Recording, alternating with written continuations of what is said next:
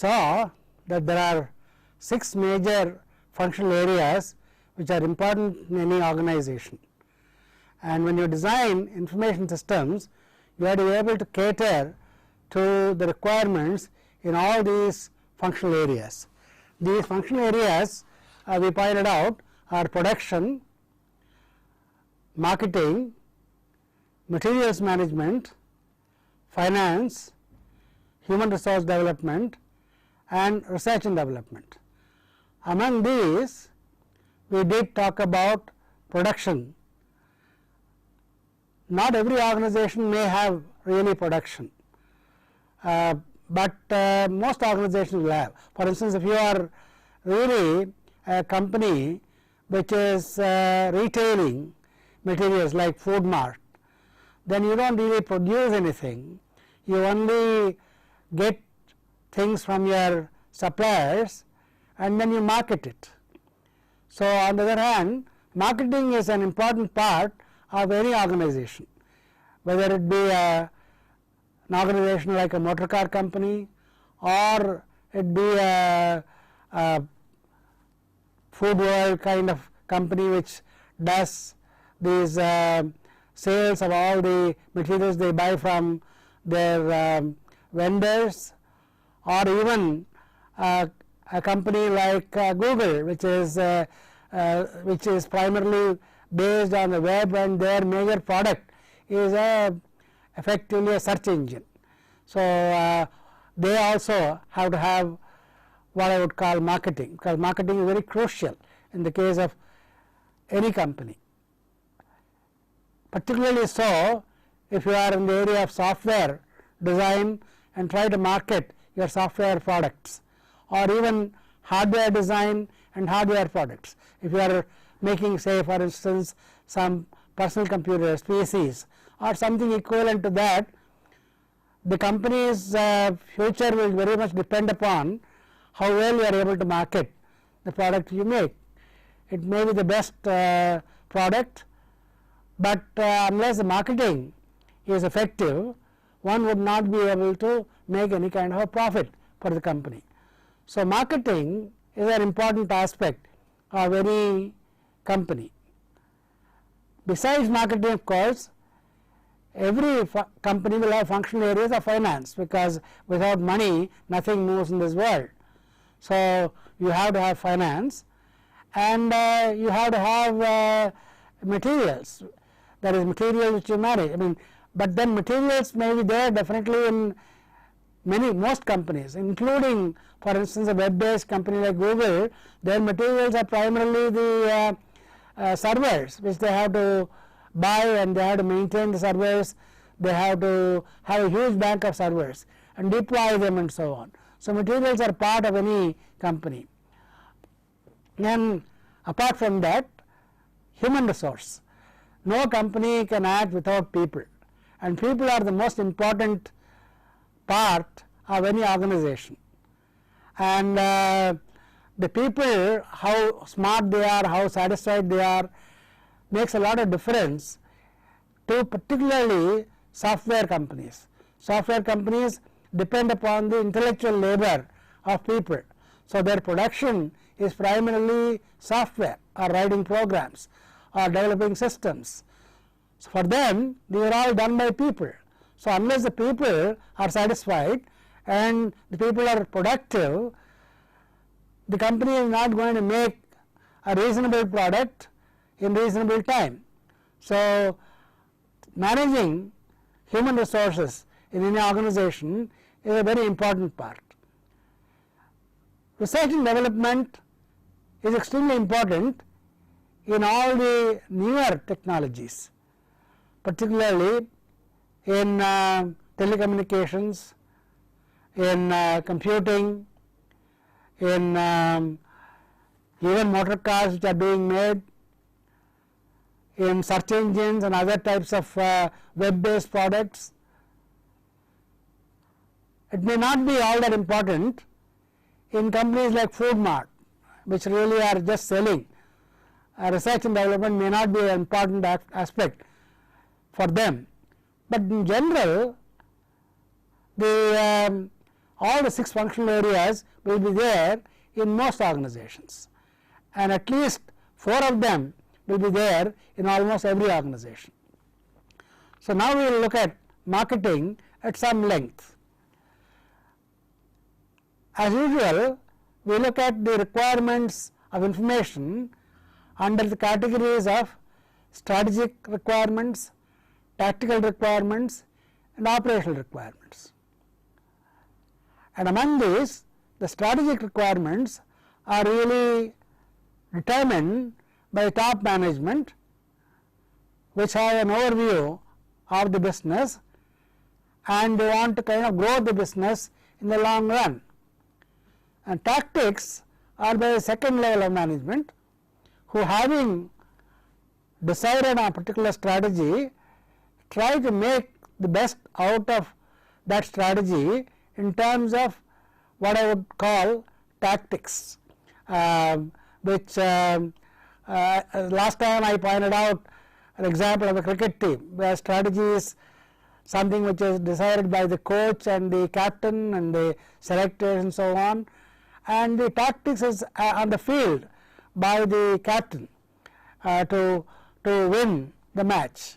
So, similarly, to make the company profitable, tactics is extremely important, and this tactical information is what is the major work which is done by the middle level managers.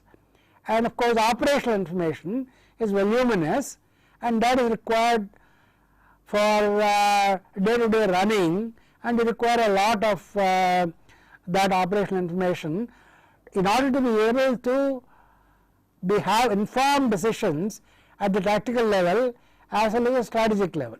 Unless you process a lot of day-to-day information, the people on the top will not know really what is going on day to day.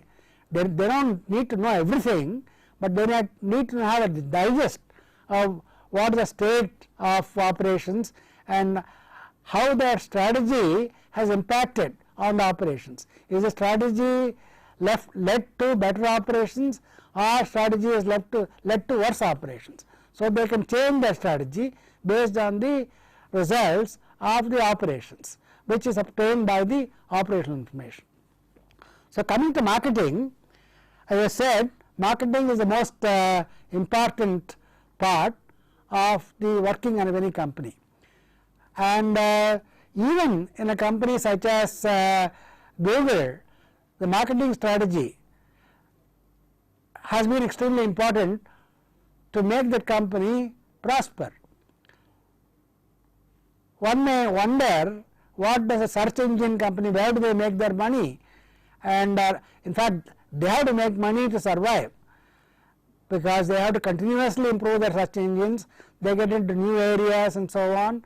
So, they have to have reasonable profit coming into their company for being able to be there for the long haul, and everybody is trying to compete with this kind of business.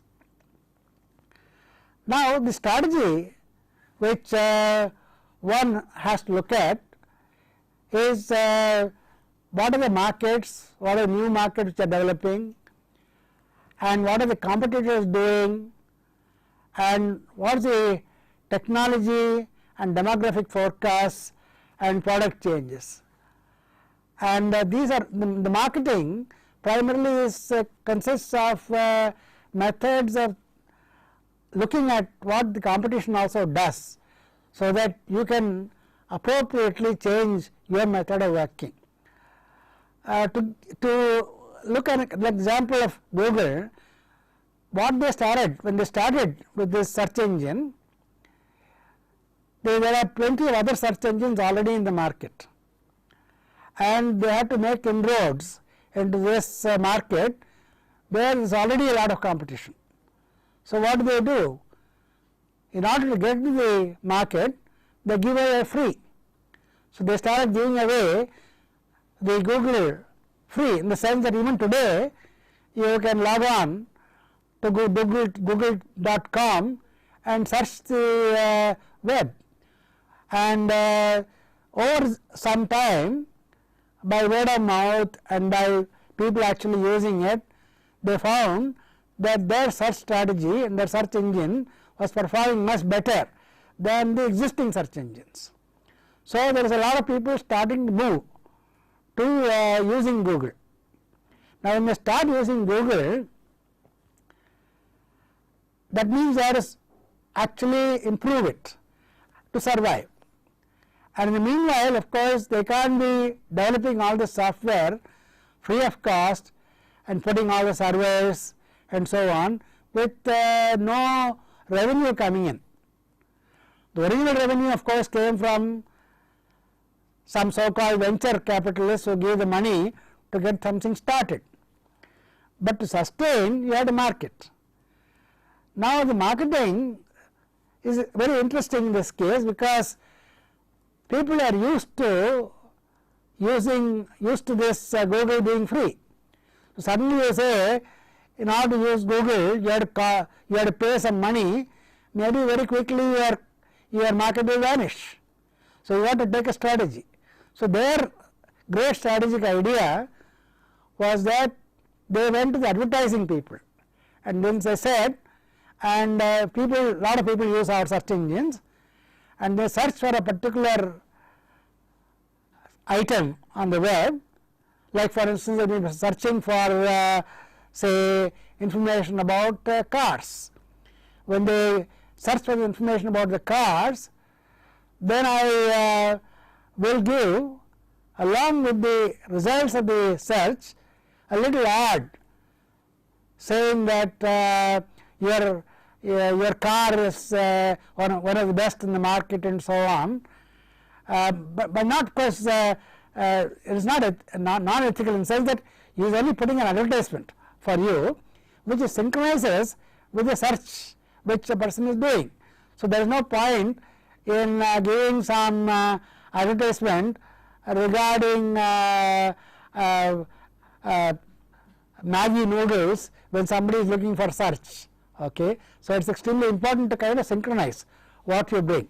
So, that technology they developed with the result that they are able to synchronize the advertising with the search and getting the money from the advertisers. So, effectively they are getting money from Peter and then giving it free to Paul. Okay. And as far as we are concerned, we are very happy to continue to receive free search, and we do not particularly mind those ads as long as they are not intrusive. If they intrude and somebody else gives a better search engine without all those intrusions, very quickly people will desert Google and go to some other search engine. So, these have to be, people have to look out for the strategy, or the company must be to continuously look out for these problems. And if you take another example of motor cars. Now, motor cars, as you know, today in India there are many companies which are competing. On the one hand, there is the old Maruti, which has been there for the oldest company making many cars. Then there is this Hyundai which came up, and then there is Tata which also came up as a motor car, and there are other companies like Fiat and so on which are there in the market. There are at least about half a dozen companies in the market making cars. So, the top management has to take a particular strategic decisions of what do I do with the different models of my car, okay, and how do I look for new markets of my car. You know, the Indian market is somewhat getting saturated, in the sense that there are too many competitors and so on. So, do I look for say market in Sri Lanka, do I look for market in South Africa, or do I go to Far East, or do I go to Europe? So, these are issues in terms of looking for the markets and doing some kind of strategic decisions on either going to say a market like South Africa or Sri Lanka, or decide not to, because the top management may think that the logistics of being able to send the cars and getting profit out of that, and the local competition there to overcome that may be quite difficult. And Another strategic decision you may take is that the way in which a car is sold through a lot of agents who are there in the as so-called partners who market these cars, and then they give service after marketing. So, your car fails after you buy it, then they would essentially try to help you and get the car set right free of cost, and even take your car from your home for free servicing or for free repairs, at least for the first 1 year or 2 years and so on. So, these are issues the strategic people have to decide. And we have to look also at the competitive strategy. If suppose somebody else is giving some kind of free service, it says 3 years there is free service and I am giving 1 year free service, is it worth going for a 3-year service, or it is not worth going for a 3-year service? That kind of decision one has to take. And you also have to look at the demographic forecast. In other words, what I mean by demographic forecast is how is the population growing and at what age groups are people there. In fact, India has a large number of young people who are getting into the labour market and starting to make a reasonable amount of money. And now you have to see whether you have to have a strategy to meet the requirements of these younger people, and they may not require a large car. You may just try a small car as a beginning thing. So, Maruti strategy has to come up with a small car at a low cost. So, once you buy that low cost car and get used to it, then when you become slightly richer and have more money to dispose, then you may decide that you will go for a Maruti itself with a better model or more expensive model. And of course, they have a strategy which may be that if you are an ex Maruti owner and you want to upgrade to a new Maruti, I will take back your old car and pay you some money, or I will give you concession on the new car. These are the kinds of strategies which a top management has to decide, so that once they get a customer, they try to keep that customer happy right through possibly his career, so that he goes on being loyal to you also. So, they can give some called loyalty bonus and things that type. So, this is essentially what the companies try to do in strategy. Now, in order to do this strategy, you also have to look at the tactics of what you how does middle management kind of help to use the strategy and make it work.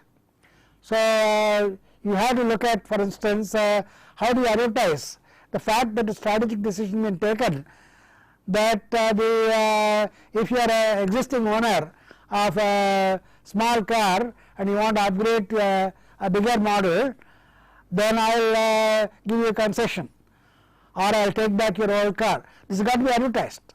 People should know. So, what technique should I use? How widely should I advertise? How much it is going to cost me? Is the return on the advertising revenue worth the cost? Also, today there are plenty of different avenues for advertising. You can advertise in TV, you can advertise in newspapers, you can advertise on the web. As I said, Google's major revenue is advertising revenue. You can advertise on the web. So, there are so many different areas through which you can advertise, that you have to decide which is more cost effective. So, you really have to have information and analysis of information in terms of the impact of certain types of advertising on the increase in revenue.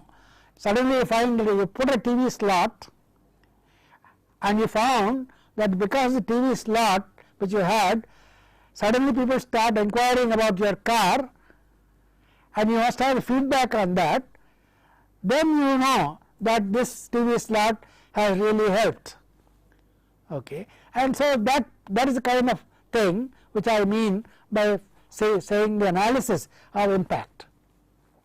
And also surveys of customer preferences. In other words, you try to look at who prefers what type of car. Do they go for Tata car, or they go for Maruti car, and so on. And then you ask the question, why are you doing this?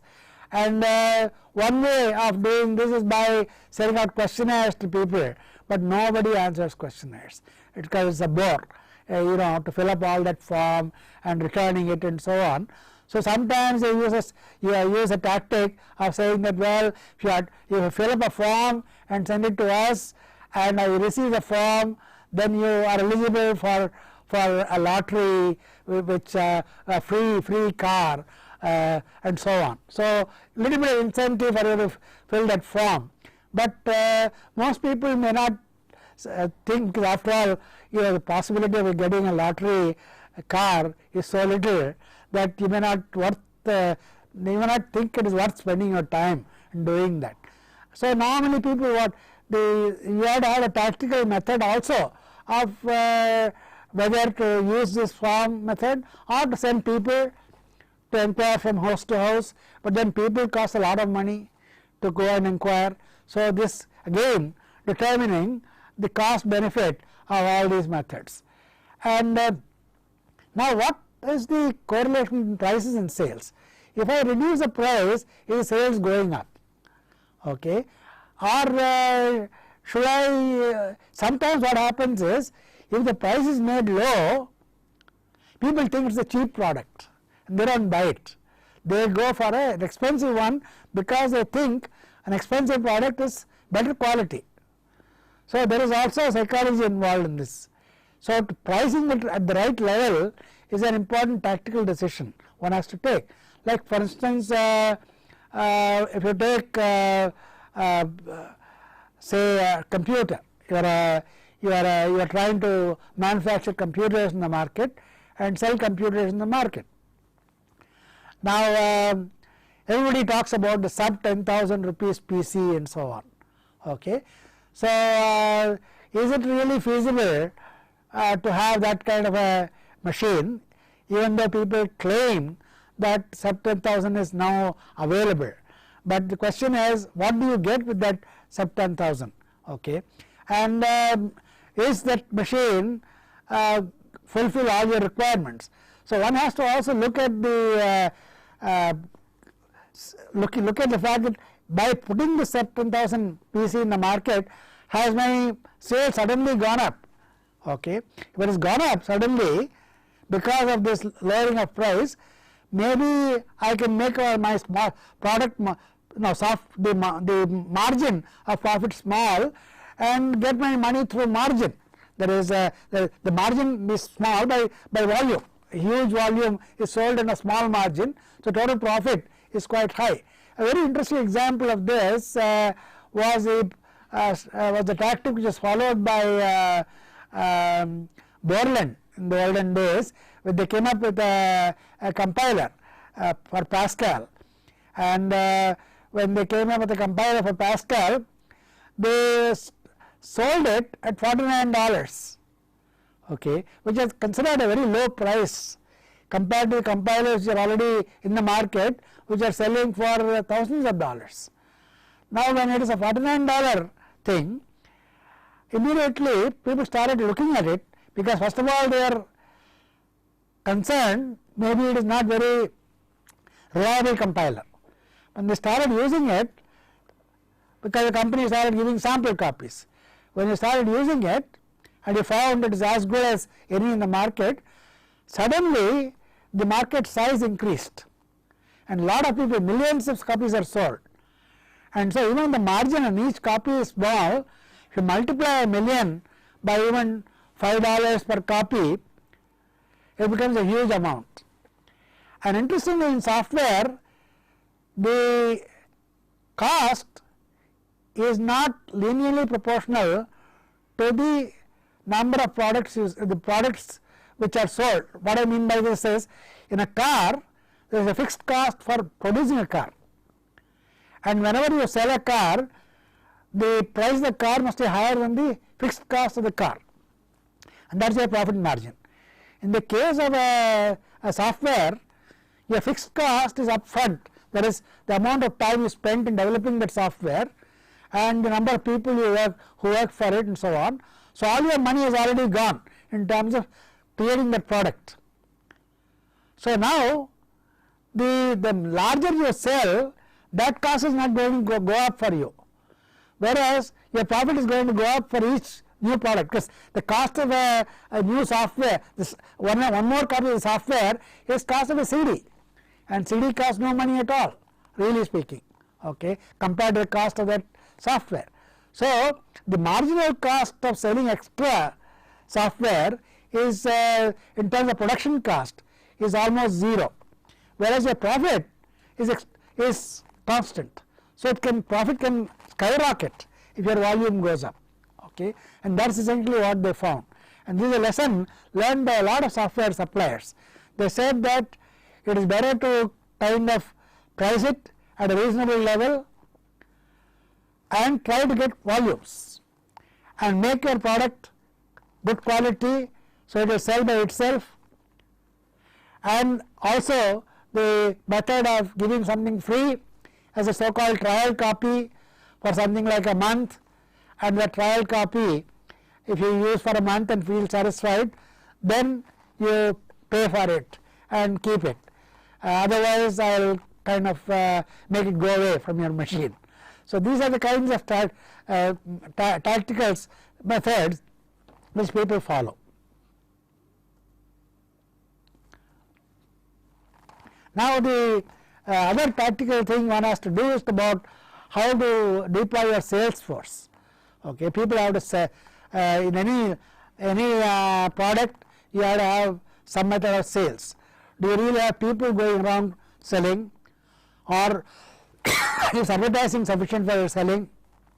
These are issues you really have to look at in terms of the sales force. Like in the case of, for instance, sale of books, there is Salesforce which goes to various booksellers and to college teachers and so on and tries to promote the book. And so the Salesforce becomes very important to make the book known to the public and being available by putting it in the bookstore and so on.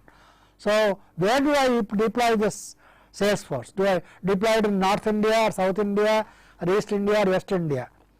For books, for instance, many of the companies are deploying a lot more people in South India, because the number of engineering colleges in South India is huge compared to the number of colleges, say, in North India.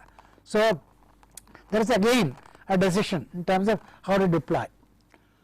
And what are the alternate marketing channels? Do I sell books by the web or by bookstores and so on? And do I have a special sales campaign? These are issues which tactics are important. The operational information which is important in marketing management is, as I said, to feed the tactics and strategy. We looked at the sales force deployment as a tactical decision. The operational decision is operational information required to take this tactical decision is to find out the sales analysis by regions, which customers, which salesperson sold and so on. And the operational information is very important to be able to also reward your better salespersons and so on. Suppose a particular salesperson in an area did exceedingly well. What normally companies do is to give some quotas to each salesperson, saying that you are supposed to sell this much.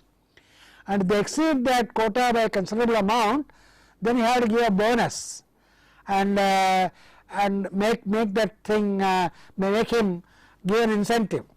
So, that information should be available to find out whether he has exceeded quota or he is below quota.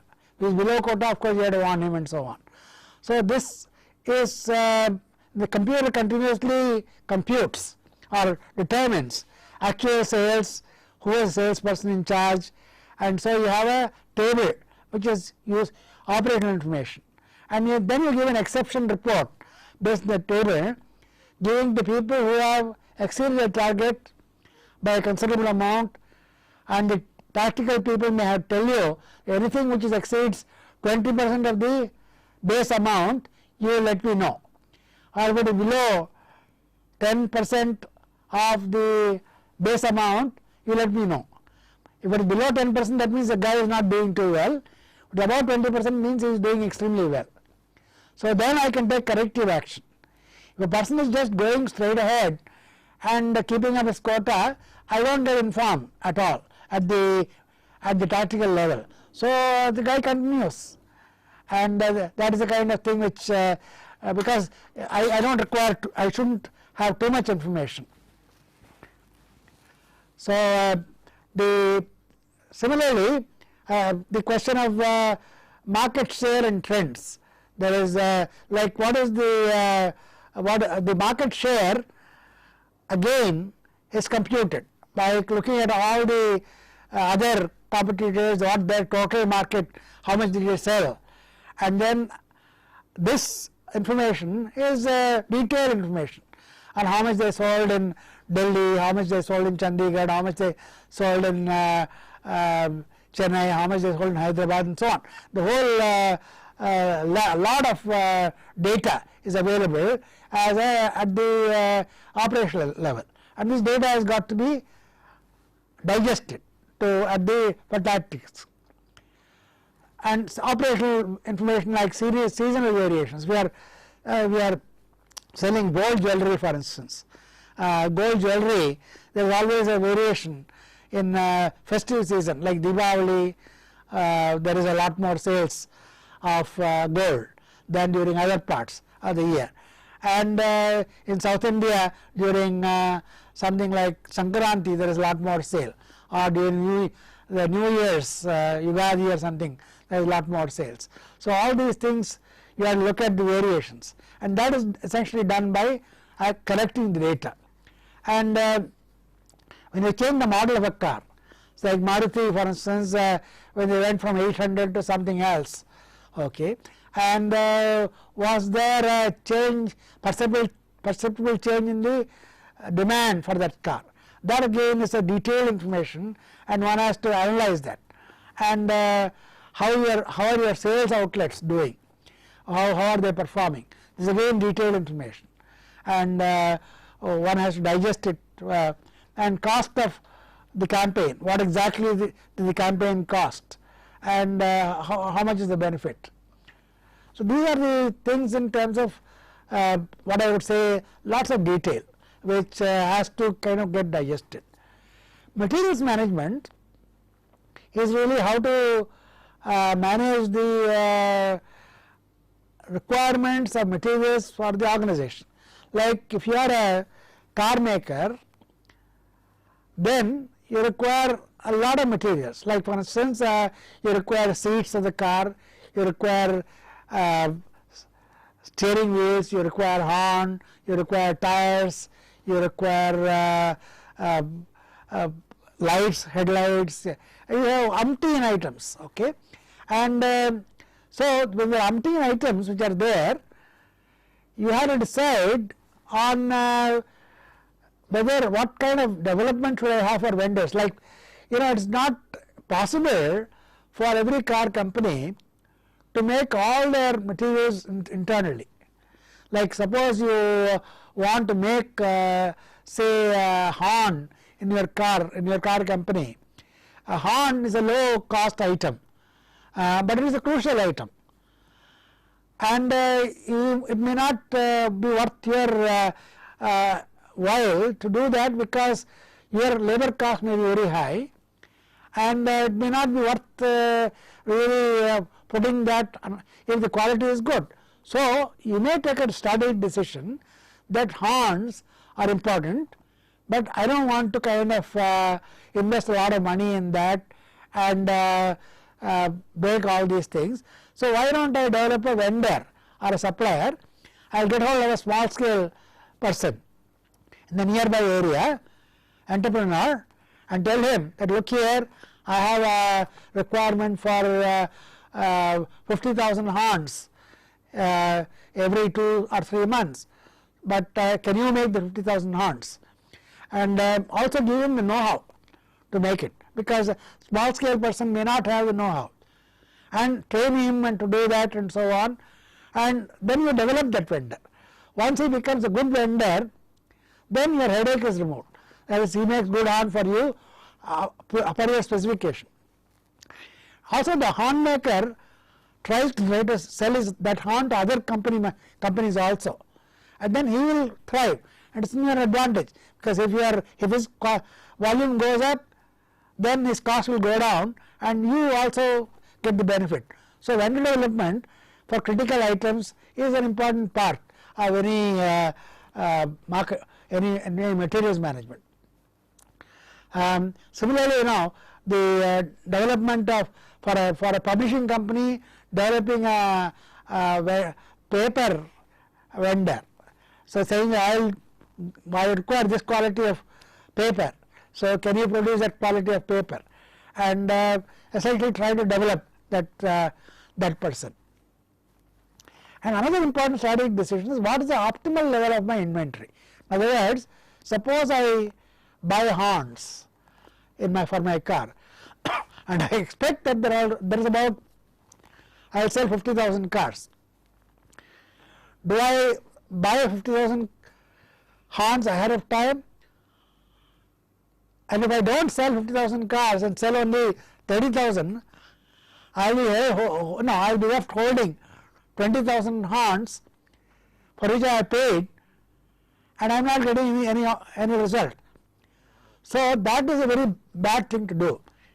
In fact, many of the Japanese companies, their major method is to so called just in time manufacturing. They do not keep anything at all as a buffer in their company or inventory in their company.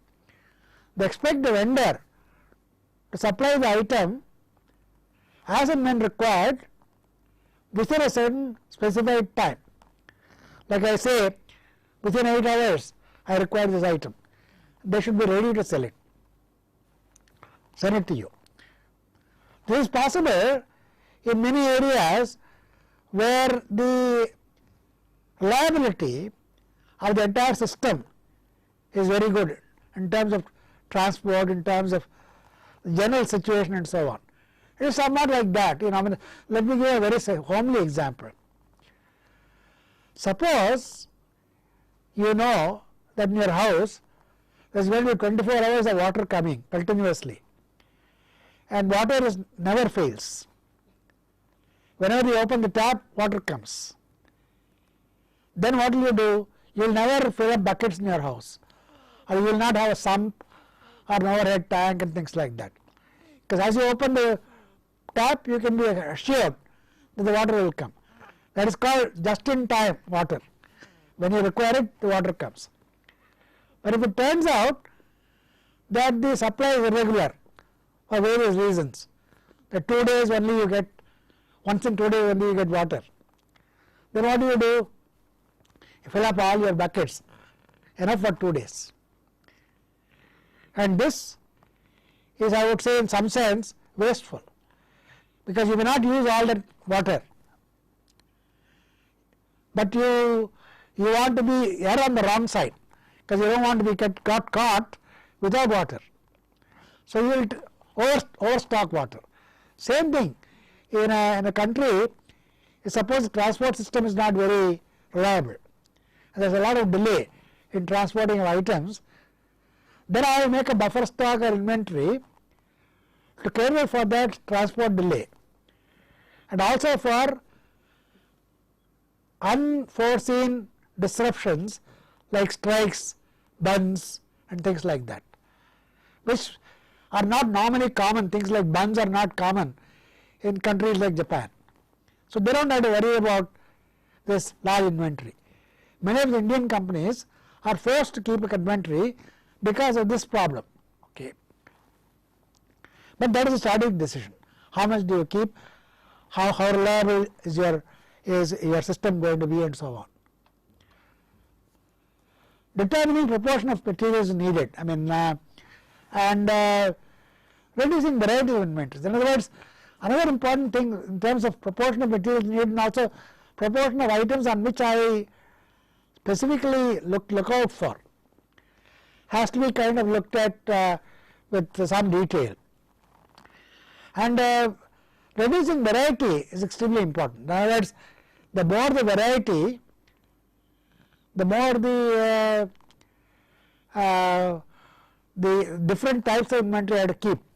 In fact, one of the interesting things which IBM used to adopt, even today in many computer manufacturers adopt, is that they fully load up a machine and then they remove some features in the software and give it to you, because the variety is only one variety is there, and then when you order the more things, then they will enable that part. Like they used to have an electric typewriter which could type both Greek letters and English letters, and the design was such that both Greek and English letters was possible. So when you did not ask for Greek, the price was lowered, but the machine was the same. They disabled the Greek part in the machine, and when somebody wanted the Greek part, they enabled that part, because as you know, many of these machines are nowadays driven by software, and you can do that. So there is reducing variety in terms of the profitability is better, because you only make one type. Now tactical information in materials management is in terms of as I said, you develop vendors, and when you develop a vendor, you don't want to have a monopoly vendor, because if there is a monopoly vendor, then after some time you start asking for whatever price he thinks you can pay. So you really have to have multiple vendor development. A strategy may be to in fact have more than one vendor developed, and tactics will be, having developed 3 vendors, how do I break up my orders among these 3 based on their performance. So come up with performance measures. Performance measures may be in terms of quality of what they are producing, responsiveness with which they meet my requests, and in terms of cost also. I mean, are they the three vendors?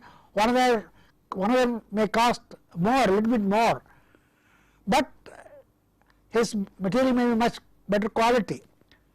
So I have to have some method of measuring that, and also optimal reorder levels.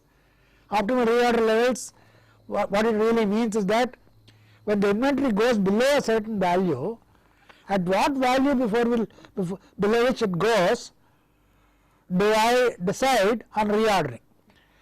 This is essentially related to the buffer. If it is just-in-time inventory business, then there is no question of reorder level. Reorder level is 0. Whenever I get to almost 0, I ask by phone to send the supplies. But if it is a situation when unreliable supply for some reason, then you have to decide based on the unreliability. Like water, there are 2 buckets or 3 buckets and so on. Depends upon your consumption pattern and how quickly, how quickly can the new supply come. Okay. And items to shops versus standard needs. What it means is that in an assembly shop which is assembling cars, if they are assembling 1000 cars a day, you need 4000 tires plus 1 spare tire. Now you have to have the 4000 tires ready, but you may not put all those 4000 tires in front of him, but you may send it in groups periodically, determining the period and how to issue, what are the standard needs and standard times. is a tactical decision. Controlling the high value inventory. In fact, one of the interesting things most companies do is what is called an ABC analysis. That is, they look at the cost of the inventory item and divide it up into 3 groups. An A group, which is a very high cost item, a B group, the medium cost item, C group is very low cost item, I don't have to worry too much about it, about reorder level, because it's not critical. Like C level may be nuts and bolts, a B level may be horns and mirrors and so on. A level may be gearboxes or engine blocks, which are very expensive. So, I pay more attention to the high value inventory and not as much attention to C, because it doesn't really matter too much to me. So, if I concentrate on the high value items, in the long run I will save a lot more money. So, that is what is done, controlling high value inventory. Determining impact of material cost and procurement with design changes in new product introduction. In other words, suppose I want to change the model of a car, then to what extent will the old items work? Do I require new materials? Do I have to develop new vendors? How will the cost of materials be impacted? So, these are things which one has to be concerned about whenever a model is changed. And operational, of course, is that a lot of detail in terms of excess and deficient items received from a vendor, list of items rejected because they are poor quality, what are critical items received. So, I can immediately tell the manager who is waiting for that critical item, let us come, you can start using it. So, quickly that information has to percolate upstairs. If stores in transit, because I am waiting for something, if I know it is in transit, I don't have to reorder very in a big hurry. I know it will come and how much is already come being inspected. I can expedite inspection if I am running out of that material. So, these are operational information which day to day I give to the, in terms of what I really mean by this is knowing the critical item. The exception report can go to the tactical manager saying that critical item which you are really looking at, it is an inspection. So, now he will ask the inspectors to expedite it, saying don't inspect other things, do this first and send it back. So, this operational information is important. Value of inventory in hand. What is inventory which is in my hand, so that I don't have too much of dead stock, because if there is too much of inventory in hand and it is too expensive, then I am losing money because it is dead. So, the value has to be known to the so that it can be informed to the top management. So, day to day the value should be available.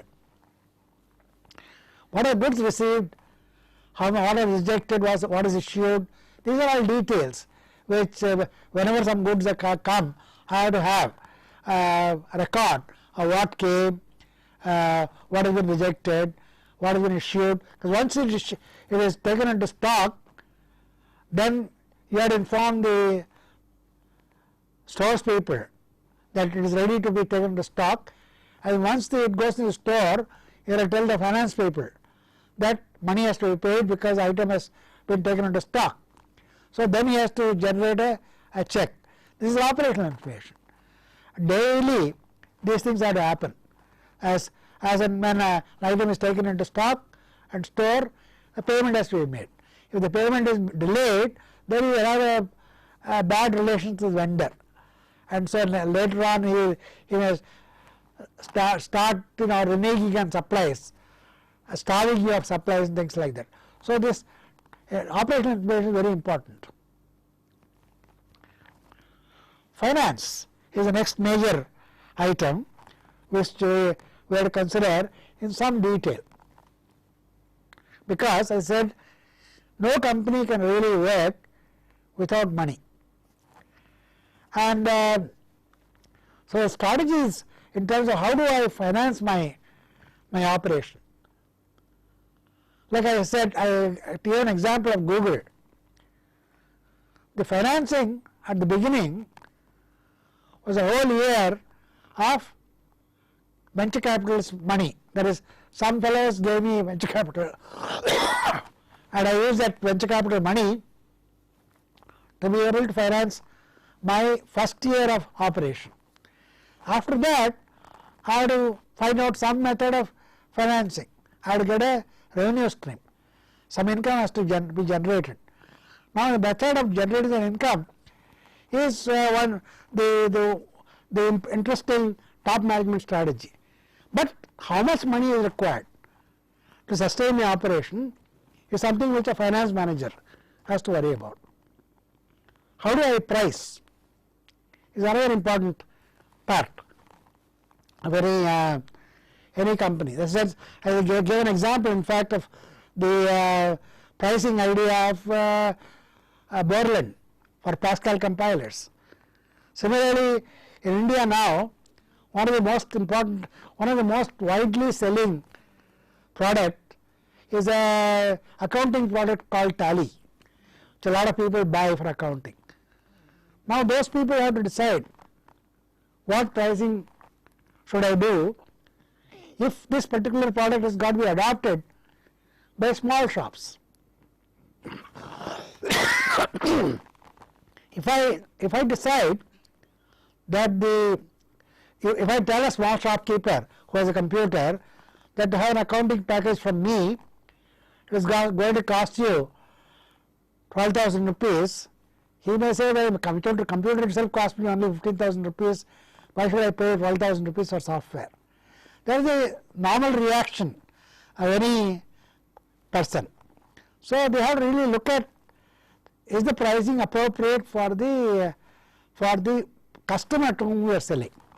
So the strategy may be that if I want to sell a lot more, maybe I make a special dispensation in terms of kind of cutting down on features like bells and whistles, as they call it, unnecessary features, and give a bare bones or core and price it at say 500 rupees or 1000 rupees, whatever, and survive on volume. So these are kinds of pricing policies. Tax planning. The tax planning means that every year, as you know, taxes are inevitable. Somebody put it, death and taxes are the two certainties in life. And so you have to pay your tax and you have to find methods of planning for that. In fact, certain companies, what they really do is to put their production in some small state like Pondicherry or Goa or somewhere where the taxation is very low, or they make it there and sell it to another state, maybe the taxation is lower. So you decide on where to do this, and tax planning to be able to make some profitability. The important point is that tax planning does not mean that you try to cheat the government by not paying tax. That is wrong. Okay, that means is that you follow the rules of the game. The rules of the game are laid out by the budget and the government. Within the rules of the game, what is the strategy I follow to reduce my impact of taxes? So that is essentially what is tax planning. And tax planning is there of course for both large companies or even for individuals. One has to kind of have so-called tax planning guides which are coming to reduce your overall taxation burden within the rules. Okay. So these are the issues which one has to be concerned about in finance management. And tactics at the middle level, you normally come up with a budget every year, and you look at actually the what budget should be there. How do I budget for various things?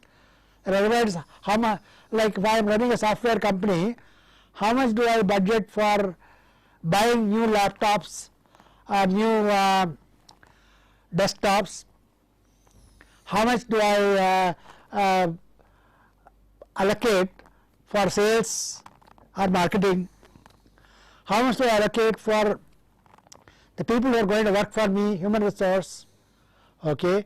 So I look at all the expenses like the human resource, marketing cost, the rental for the place where I am going to have that software company, and I have to be concerned about that. In fact, it turns out that certain areas, like suppose you go to downtown, there is Nariman Point in Bombay, the cost of 10 square foot of area for a small place for a software engineer to sit and work in front of his PC costs more money for the company than his salary. So you may decide that there is no point, you have to budget it. But you budget it, you decide that the budget is this much, you put it in Nariman Point. So you may decide that it is not worth putting it in Nariman Point. A strategic decision may be taken to kind of shift it to out of the way place, maybe a suburb where the rental is much lower, and maybe people are even happier to come to work there. Or now the new trend is there with all this internet and wideband and all that. They say don't have to travel to work, you work from home, and you do all your software development at home. And for working from home is again something which is possible in the case of software. So you have to really look at that. In other words, the finance management would say that if the cost of the location is becoming very important, and I may decide to let my employees work from home, but have a meeting place for all of them to meet, say once in 2 days or once in 3 days, to assess progress, look at the other teams and things like that. So there are many items of tactics which one has to follow. And if many companies, the major problem is that they already sold the item, but they have not received the money. So you have to kind of track the what you have billed versus what you have received, and if there is a large outstanding, somebody has to take care of that. See, so the top manager must know what is the large outstanding payments. Meeting you in the next modules. Thank you.